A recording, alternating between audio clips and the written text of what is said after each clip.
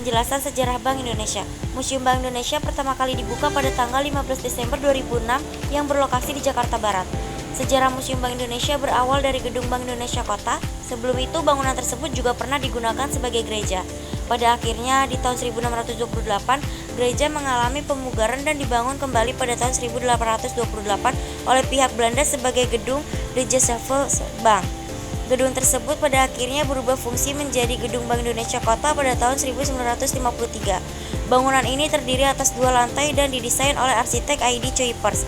Gaya arsitektur sesuai dengan neoklasik dan memiliki berbagai ornamen salur khusus desain lokal layaknya bangunan candi. Sebelum beralih fungsi menjadi museum, bangunan ini ditetapkan sebagai cagar budaya pada tahun 1993. Salah satu kebijakan pemerintah DKI Jakarta adalah mengupayakan Kota Tua menjadi kawasan edukatif dan bersejarah. Melalui pemikiran tersebut, muncullah ide untuk menciptakan bangunan dengan pengetahuan seputar Bank Indonesia dan perannya. Oleh sebab itu, akhirnya dibentuklah Museum Bank Indonesia dari bekas Bank Indonesia Kota. Museum tersebut mulai dibuka untuk umum pada tanggal 15 Desember 2006 oleh Burhanuddin Abdullah, Gubernur Bank Indonesia masa itu. Gedung Museum Bank Indonesia ini yang baru diresmikan 3 tahun kemudian pada 21 Juli 2009 oleh Presiden RI Susilo Bambang Yudhoyono.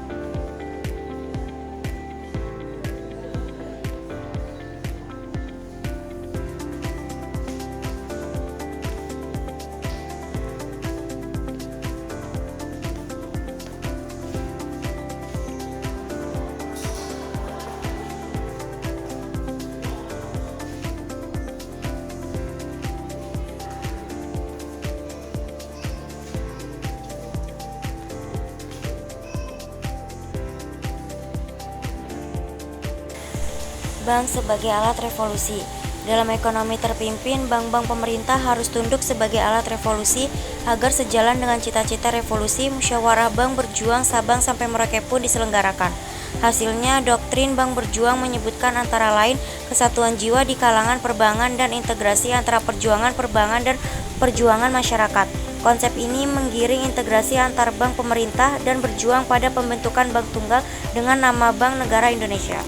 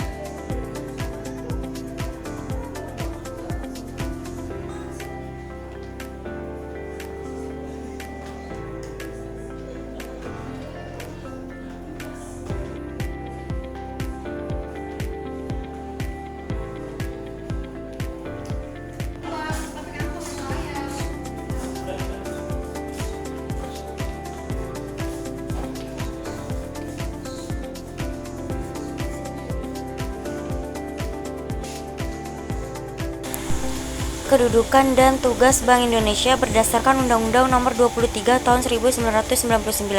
Krisis berbuah manis. Pada periode ini Undang-Undang Nomor 23 Tahun 1999 tentang Bank Indonesia disahkan. Berdasarkan undang-undang ini, Bank Indonesia menjadi lembaga negara yang independen dan berada di luar pemerintahan. Tujuan kehadirannya menjadi tunggal, yaitu mencapai dan memelihara kestabilan nilai rupiah. Bank Indonesia juga kembali menjalankan tugas tradisional Bank Sentral, menetapkan dan melaksanakan kebijakan moneter, mengatur dan menjaga kelancaran sistem pembayaran, serta mengatur dan mengawasi bank. Independensi ini adalah pencapaian penting setelah 46 tahun Bank Indonesia berdiri. Sebelumnya, Bank Indonesia menjalani sejarah ketidakbebasan karena selalu berada dalam bayang-bayang kekuasaan. Krisis yang terjadi pada periode sebelumnya mendatangkan hikmah. Status independensi Bank Sentral merupakan salah satu butir program reformasi dan restrukturisasi ekonomi dan keuangan yang mutlak diperlukan dalam menghadapi krisis.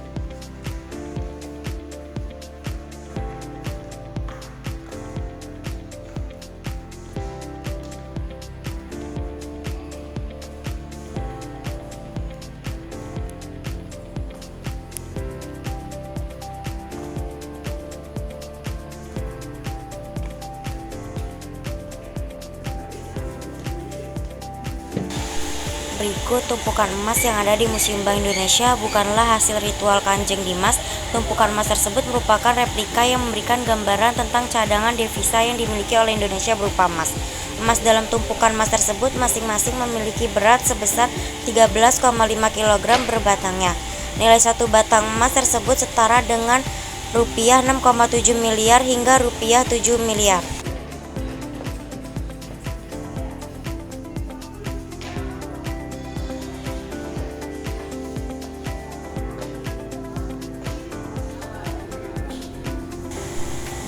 Adapun koleksi Museum Bank Indonesia adalah uang kuno sejak zaman Kerajaan Hindu-Buddha, Kerajaan Islam, masa penjajahan, dan masa uang Indonesia sejak masa awal kemerdekaan hingga sekarang. Selain itu, ada pula informasi mengenai perubahan logo Bank Indonesia dari waktu ke waktu dan emas moneter. Museum Bank Indonesia juga menyajikan edukasi mengenai peran Bank Indonesia, kebijakan yang diterapkan hingga aktivitasnya sejak zaman kolonial. Uang Kerajaan Hindu-Buddha pada abad ke-12, Pulau Jawa sudah memiliki alat pembayaran yang terbuat dari logam. Mata uang tersebut diberi nama Krisnala atau uang ma. Uang ma merupakan peninggalan dari Kerajaan Jenggala yang masuk ke dalam kategori uang tertua.